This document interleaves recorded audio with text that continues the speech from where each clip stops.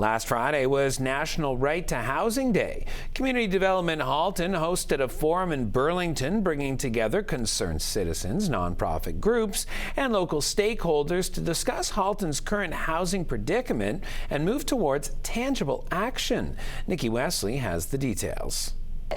Well, I think most people know that we're having a housing crisis, and it's been coming on for a long time. The director of Canadian Housing Evidence Collaborative and McMaster University professor Jim Dunn broke down some of the main causes. Houses prices going up, rents going up, et cetera, et cetera. There's very little talk about incomes, and that is actually one of the big problems that we have. Income increases have simply not kept pace. Meanwhile, new rental agreements have skyrocketed.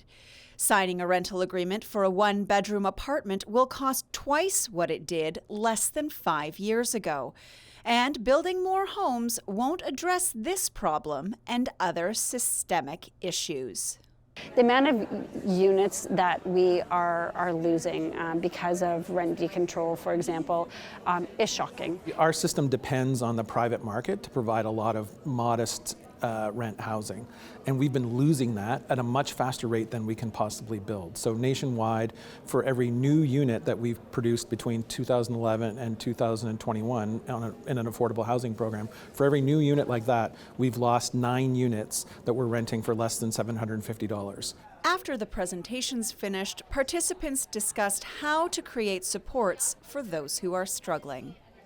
There's some opportunities from a general supply perspective that are created by what's coming with respect to as of right fourplex zoning. So pretty soon every single detached home lot will be zoned as of right for a fourplex.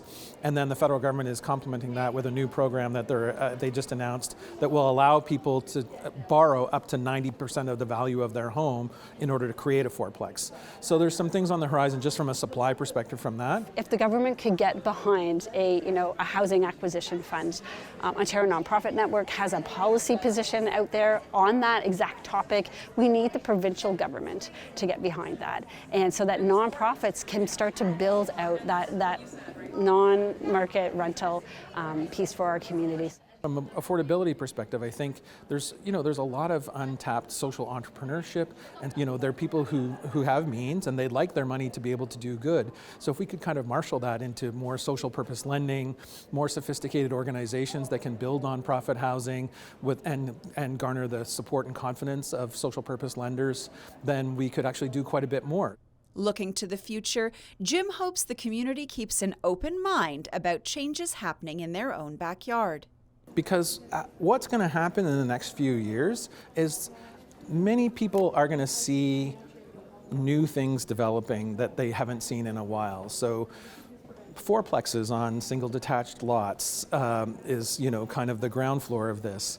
They're going to see the local strip mall is going to be redeveloped into something that has ground floor retail and 8 to possibly 20 stories of housing. Those are people's homes. I understand that it's a big challenge. It may change the nature of the dynamic on an everyday basis, but ultimately people need homes, and think about the person who's going to be a contributor to your community who might live in one of those homes. For Halton News, I'm Nikki Wesley.